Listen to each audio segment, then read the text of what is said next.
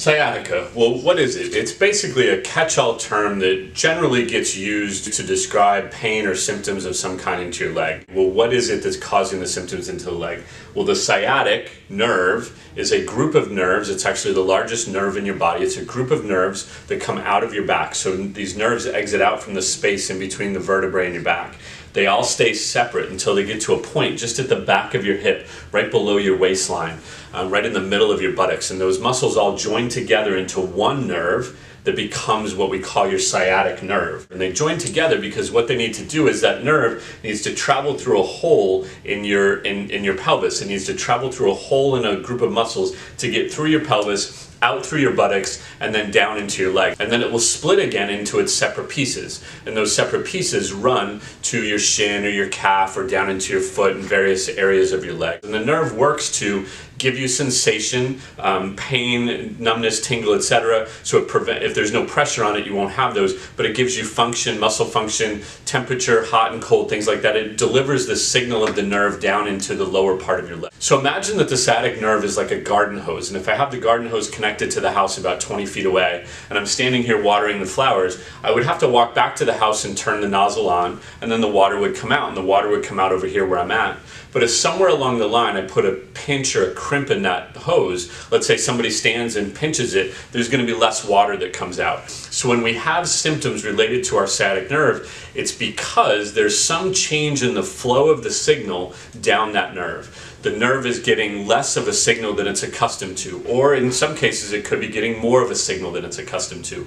But if normally the nerve is accustomed to this much signal and there's less, which is typically the case because there's pressure on it from something, that decrease in the signal, the body perceives that as an ache, a numbness, a tingle, a sharp pain, a burning, a stiffness, a weakness, whatever it might be. And so if you get any of those symptoms that run anywhere down the back of your leg, that's a good sign that you're experiencing some level or some degree of sciatica. You may also have back pain. You may also have symptoms into your calf, into your foot, etc. But true, by the definition, true sciatic nerve pain is going to be down the back of your leg. It can get pretty debilitating. You cannot find a comfortable position. Moving and doing anything during the day just becomes impossible. Even laying down sometimes gets to a point where it's comfortable for about 10 minutes, but then after that, that ache and that burning in the leg starts to come back.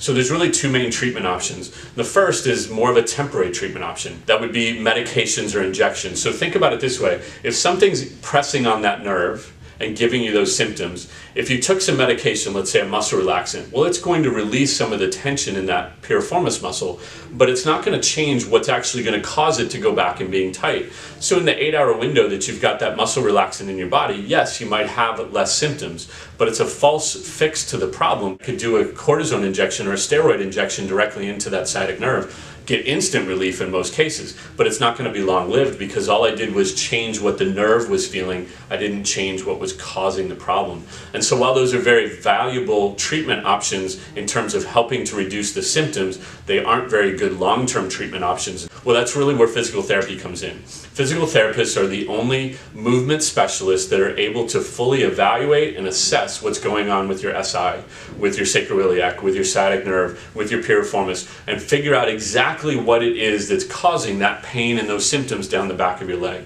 And once we've done a full evaluation and we've determined exactly what's causing the problem in you, then we can put together a treatment plan that's going to address that. Yes, sometimes it does mean taking some medications at the same time to minimize your symptoms so we can do things. But long term, what we're going to do is fix the rotation of that pelvis so that it's back to its neutral position, so that the pressure is off of the sciatic nerve and the symptoms are gone. We're going to get that piriformis muscle to permanently release.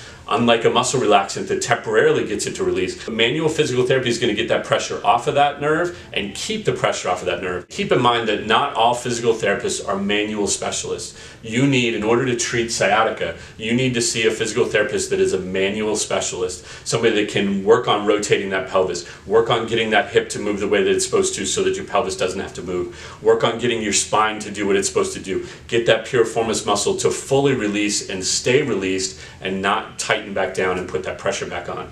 All of the physical therapists here at Loudoun Sports Therapy Center are manual therapists. They all are expertly trained in how to do those things. So if you're having any symptoms of sciatica, any symptoms into the back of your leg, or any part of your leg for that matter, get it treated. It's not going to go away on its own. It's only going to get worse. Get it treated by treating the symptoms now and fixing the problem in the future, and get it taken care of.